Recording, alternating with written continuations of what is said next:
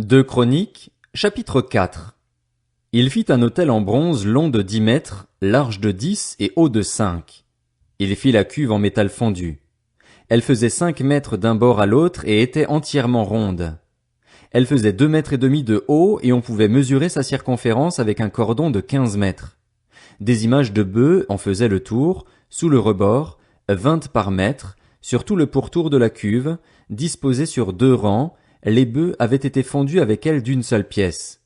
Elle était posée sur 12 bœufs, 3 tournés vers le nord, 3 vers l'ouest, 3 vers le sud et 3 vers l'est. La cuve reposait sur eux et toute la partie postérieure de leur corps était à l'intérieur. Elle était épaisse de 8 centimètres et son bord, pareil à celui d'une coupe, avait la forme d'une fleur de lys. Elle pouvait contenir 66 000 litres. Il fit 10 bassins et il en plaça 5 à droite et 5 à gauche, pour qu'ils servent aux purifications. On y lavait le matériel des holocaustes, tandis que la cuve était réservée aux ablutions des prêtres. Il fabriqua 10 chandeliers en or d'après les règles établies et il les plaça dans le temple, 5 à droite et 5 à gauche. Il fit 10 tables et il les plaça dans le temple, 5 à droite et 5 à gauche. Il fit 100 coupes en or. Il fit le parvis des prêtres ainsi que le grand parvis avec ses portes, dont il couvrit de bronze les battants. Il plaça la cuve du côté droit du temple, au sud-est. Huram fabriqua encore les cendriers, les pelles et les coupes. C'est ainsi qu'Huram termina le travail que le roi Salomon lui avait fait faire pour la maison de Dieu, 2 colonnes, avec les 2 chapiteaux et leurs bourrelets sur le sommet des colonnes, les 2 treillis, pour couvrir les 2 bourrelets des chapiteaux sur le sommet des colonnes, les 400 grenades pour les 2 treillis, 2 rangées de grenades par treillis, pour couvrir les 2 bourrelets des chapiteaux sur le sommet des colonnes. Il fit les bases avec les bassins qui vont dessus, la cuve et les 12 bœufs qui vont sous elle, les cendriers, les pelles et les fourchettes. Tous ces ustensiles que le roi Salomon fit faire à Huram-Abi pour la maison de l'Éternel étaient en bronze poli. Le roi les fit fondre dans la plaine du Jourdain, dans un sol argileux, entre Sukkot et Tséréda. Salomon fit tous ces ustensiles en si grande quantité que l'on ne vérifia pas le poids du bronze utilisé. Salomon fit encore tous les autres ustensiles pour la maison de Dieu, l'autel en or, les tables sur lesquelles on mettait les pains consacrés, les chandeliers et leurs lampes en or pur, qu'on devait allumer d'après la règle établie devant le sanctuaire, avec les fleurs, les lampes et les mouchettes en or très pur. Les couteaux, les coupes, les tasses et les brûle-parfums en or pur, les gonds en or pour la porte située à l'intérieur du temple, à l'entrée du lieu très saint, et pour la porte de la salle située à l'entrée du temple. 2 Chroniques, chapitre 5. Ainsi fut terminé tout le travail que Salomon avait fait faire pour la maison de l'Éternel. Il apporta ce que son père David avait consacré, l'argent, l'or et tous les ustensiles, et le déposa dans les trésors de la maison de Dieu. Alors Salomon rassembla à Jérusalem les anciens d'Israël et tous les chefs des tribus, les chefs de famille des Israélites, pour déplacer l'arche de l'alliance de l'Éternel depuis la ville de David, c'est-à-dire Sion. Tous les hommes d'Israël se réunirent auprès du roi pour la fête des tentes, qui se célèbre le 7e mois. Lorsque tous les anciens d'Israël furent arrivés, les Lévites portèrent l'arche. Ils transportèrent l'arche, la tente de la rencontre ainsi que tous les ustensiles sacrés qui étaient dans la tente. Ce furent les prêtres et les Lévites qui les transportèrent. Le roi Salomon et toute l'assemblée d'Israël convoqués auprès de lui se tinrent devant l'arche. Ils sacrifièrent des brebis et des bœufs, en si grand nombre qu'ils ne purent être ni comptés ni recensés. Les prêtres amenèrent l'arche de l'alliance de l'Éternel à sa place, dans le sanctuaire du temple, dans le lieu très saint, sous les ailes des chérubins. Les chérubins avaient les ailes étendues sur l'emplacement occupé par l'arche et ils couvraient le coffre et ses barres. On avait donné aux barres une longueur telle que leurs extrémités se voyaient à une certaine distance de l'arche, devant le sanctuaire, mais pas de l'extérieur. Telle a été la place de l'arche jusqu'à aujourd'hui. Il n'y avait dans l'arche que les 2 tables que Moïse y avait déposées à Horeb, lorsque l'Éternel avait fait alliance avec les Israélites, à leur sortie d'Égypte. Les prêtres sortirent du lieu saint. En effet, tous les prêtres présents s'étaient consacrés sans tenir compte de l'ordre des classes. Tous les Lévites qui étaient musiciens, Asaph, Éman, Jéduthun, leurs fils et leurs frères se tenaient, habillés de fin lin, à l'est de l'autel avec des cymbales, des luths et des harpes. Il y avait avec eux 120 prêtres chargés de sonner de la trompette. À ce moment-là, ceux qui sonnaient de la trompette et ceux qui chantaient, s'unissant d'un même accord pour célébrer et louer l'Éternel, firent retentir les trompettes, les cymbales et les autres instruments, Et ils célébrèrent l'Éternel par ces paroles. Il est bon, oui, sa bonté dure éternellement. Alors le temple, la maison de l'Éternel, fut remplie d'une nuée. Les prêtres ne purent pas reprendre leur service à cause de la nuée. La gloire de l'Éternel remplissait en effet la maison de Dieu. 2 Chroniques, chapitre 6. Alors Salomon dit, L'Éternel a déclaré vouloir habiter dans l'obscurité. Et moi, j'ai construit une maison qui sera ta résidence, un endroit où tu habiteras éternellement. Puis le roi se retourna et bénit toute l'assemblée d'Israël qui se tenait debout. Il dit, Béni soit l'Éternel, le Dieu d'Israël, qui de sa bouche a parlé à mon père David et qui accomplit par sa puissance ce qu'il avait déclaré. Il avait dit, Depuis le jour où j'ai fait sortir mon peuple d'Égypte, je n'ai pas choisi de ville parmi toutes les tribus d'Israël pour qu'on y construise une maison où réside mon nom, et je n'ai pas choisi d'homme pour qu'il soit le chef de mon peuple, d'Israël, mais j'ai choisi Jérusalem pour que mon nom y réside, et j'ai choisi David pour qu'il règne sur mon peuple, Israël. David, mon père, avait l'intention de construire une maison en l'honneur de l'Éternel, le Dieu d'Israël, et l'Éternel a dit à mon père David, Tu as eu l'intention de construire une maison en l'honneur de mon nom, et tu as bien fait. Seulement, ce ne sera pas toi qui le feras, ce sera ton fils, celui qui est issu de toi, qui construira cette maison en l'honneur de mon nom. L'Éternel a accompli la parole qu'il avait prononcée. Je me suis élevé à la place de mon père David et me suis assis sur le trône d'Israël, comme l'avait annoncé l'Éternel, et j'ai construit cette maison en l'honneur de l'Éternel, le Dieu d'Israël. J'y ai placé le coffre qui contient l'alliance de l'Éternel, l'alliance qu'il a conclue avec les Israélites. Salomon se plaça devant l'autel de l'Éternel, en face de toute l'assemblée d'Israël, et il tendit ses mains. En effet, il avait fait faire une estrade en bronze et l'avait fait installer au milieu du parvis. Elle faisait 2 mètres et demi de long et de large, et 1 mètre et demi de haut. Il s'y plaça, se mit à genoux en face de toute l'assemblée d'Israël, tendit ses mains vers le ciel et dit, Éternel, Dieu d'Israël, il n'y a aucun Dieu qui soit ton pareil, ni dans le ciel, ni sur la terre. Tu gardes ton alliance et ta bonté envers tes serviteurs, envers ceux qui marchent devant toi et de tout leur cœur. Ainsi, tu as tenu parole envers ton serviteur David, mon père. Ce que tu avais déclaré de ta bouche, tu l'accomplis aujourd'hui par ta puissance.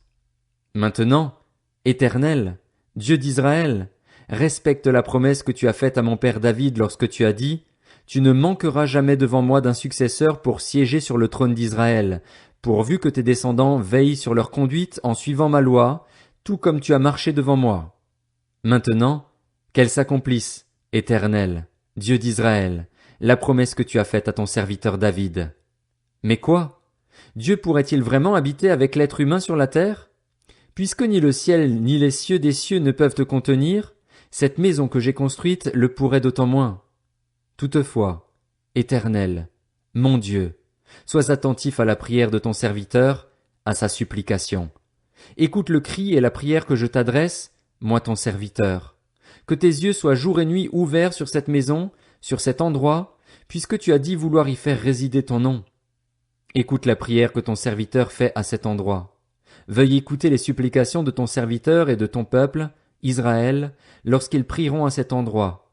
Écoute-les de l'endroit où tu résides, du haut du ciel, écoute-les et pardonne-leur.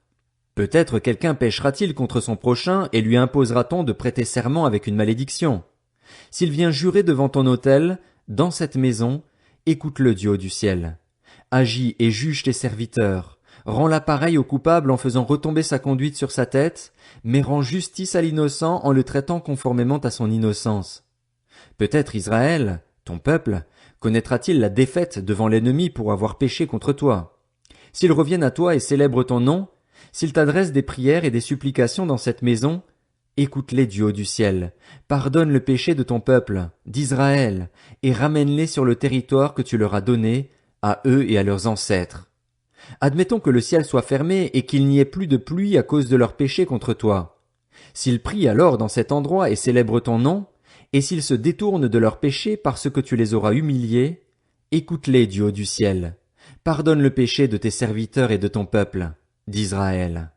Oui, enseigne-leur alors la bonne voie, celle dans laquelle ils doivent marcher, et fais venir la pluie sur la terre que tu as donnée en héritage à ton peuple. Admettons que la famine, la peste, la rouille, l'agnelle ou les sauterelles d'une espèce ou d'une autre soient dans le pays, que l'ennemi assiège ton peuple dans son pays, dans ses villes, qu'il y ait des fléaux ou des maladies quelconques. Si qui que ce soit, si tout ton peuple, Israël, fait alors entendre des prières et des supplications parce qu'il reconnaît sa blessure et sa douleur, et s'il tend les mains vers cette maison, écoute-le du haut du ciel, de l'endroit où tu résides, et pardonne-lui. Donne à chacun ce que mérite sa conduite, puisque tu connais le cœur de chacun. Oui, toi seul connais le cœur des hommes. Agis de cette manière et ils te craindront pour marcher dans tes voies tout le temps qu'ils vivront sur le territoire que tu as donné à nos ancêtres. Même l'étranger, celui qui n'est pas issu de ton peuple, d'Israël, viendra d'un pays lointain à cause de ta grande réputation, de ta main forte et de ton bras puissant. Quand l'étranger viendra prier dans cette maison, écoute-le du haut du ciel, de l'endroit où tu résides, et accorde-lui tout ce qu'il te demandera. Ainsi, tous les peuples de la terre connaîtront ton nom et te craindront comme le fait Israël, ton peuple, et ils sauront que ton nom est associé à cette maison que j'ai construite. Admettons que ton peuple sorte pour combattre son ennemi en suivant tes directives. S'il t'adresse alors des prières, les regards tournés vers cette ville, celle que tu as choisie, et vers la maison que j'ai construite en l'honneur de ton nom, écoute du haut du ciel leurs prières et leurs supplications et fais leur droit. Admettons qu'ils pêchent contre toi, puisqu'il n'y a aucun homme qui ne commette pas de péché, et que tu sois irrité contre eux au point de les livrer à l'ennemi qui les déportera dans un autre pays, lointain ou proche. S'ils se mettent alors à réfléchir dans le pays où ils seront exilés, s'ils reviennent à toi et t'adressent des supplications dans le pays de leur déportation, en disant « Nous avons péché, nous avons commis l'injustice, nous avons fait le mal », oui, s'ils reviennent à toi de tout leur cœur et de toute leur âme dans le pays de leur déportation, celui où on les aura exilés, s'ils t'adressent des prières, les regards tournés vers leur pays, celui que tu as donné à leurs ancêtres, vers la ville que tu as choisie et vers la maison que j'ai construite en l'honneur de ton nom, écoute du haut du ciel, de l'endroit où tu résides, leurs prières et leurs supplications et fais leur droit. Pardonne à ton peuple ses péchés contre toi. Désormais, mon Dieu, que tes yeux soient ouverts et tes oreilles attentives à la prière faite à cet endroit. Et maintenant, Éternel Dieu, lève-toi, viens à ton lieu de repos, toi et l'arche où réside ta force. Que tes prêtres, Éternel Dieu, aient le salut pour habit et que tes fidèles se réjouissent de leur bonheur. Éternel Dieu, ne repousse pas celui que tu as désigné par onction. Souviens-toi des grâces promises à ton serviteur David. 2 Chroniques, chapitre 7.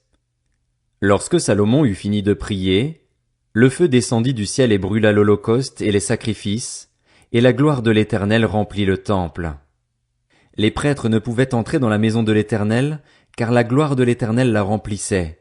Tous les Israélites virent descendre le feu et la gloire de l'Éternel sur le temple.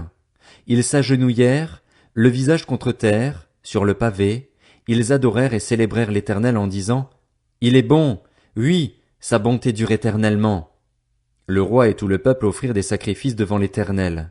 Le roi Salomon offrit 22 000 bœufs et 120 000 brebis en sacrifice. C'est ainsi que le roi et tout le peuple firent la dédicace de la maison de Dieu.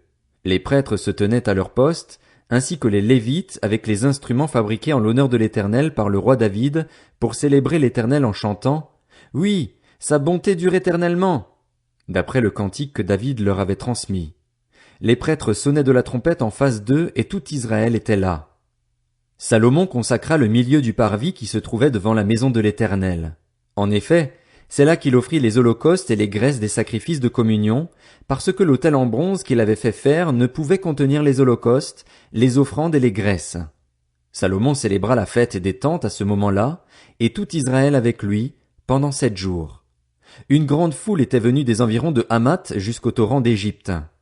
Le lendemain, ils eurent une assemblée solennelle, car ils avaient célébré la dédicace de l'autel pendant 7 jours, puis la fête pendant 7 autres jours.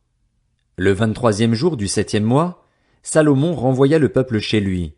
Ils étaient remplis de joie et avaient le cœur content pour le bien que l'Éternel avait fait à David, à Salomon et à Israël, son peuple. Lorsque Salomon eut terminé la maison de l'Éternel et le palais royal, et qu'il eut réussi à accomplir tout ce qu'il avait décidé de faire dans la maison de l'Éternel et dans sa propre maison, l'Éternel lui apparut pendant la nuit et lui dit « J'exauce ta prière et je choisis cet endroit comme le temple où l'on devra m'offrir des sacrifices. Quand je fermerai le ciel et qu'il n'y aura pas de pluie, quand j'ordonnerai aux sauterelles de dévorer le pays, quand j'enverrai la peste parmi mon peuple, si mon peuple, celui qui porte mon nom, s'humilie, prie et me cherche, et s'il renonce à ses mauvaises voies, je l'écouterai du haut du ciel, je lui pardonnerai son péché et je guérirai son pays. Désormais, mes yeux seront ouverts et mes oreilles attentives à la prière faite à cet endroit. Maintenant, je choisis et je consacre cette maison pour que mon nom y réside éternellement, et j'y aurai toujours mes yeux et mon cœur. Quant à toi, si tu marches devant moi comme l'a fait ton père David, en accomplissant tout ce que je t'ai commandé, si tu respectes mes prescriptions et mes règles, j'affermirai ton autorité royale, comme je l'ai promis par alliance à ton père David lorsque j'ai dit, tu ne manqueras jamais d'un successeur qui exerce la domination en Israël. Si en revanche vous vous détournez de moi, si vous abandonnez les prescriptions et les commandements que je vous ai donnés, mais que vous allez servir d'autres dieux et vous prosterner devant eux, je vous arracherai de mon territoire que je vous ai donné, je rejetterai loin de moi cette maison, que j'ai consacrée en l'honneur de mon nom, et j'en ferai un sujet de proverbe et de raillerie parmi tous les peuples. Si important qu'ait été ce peuple, toute personne qui passera près de lui sera dans l'étonnement et dira, « Pourquoi l'Éternel a-t-il traité de cette manière ce pays et ce temple ?» Et l'on répondra, « C'est parce qu'ils ont abandonné l'Éternel, le Dieu de leurs ancêtres, qui les avait fait sortir d'Égypte, parce qu'ils se sont attachés à d'autres dieux, se sont prosternés devant eux et les ont servis. Voilà pourquoi il a fait venir tous ces malheurs sur eux. »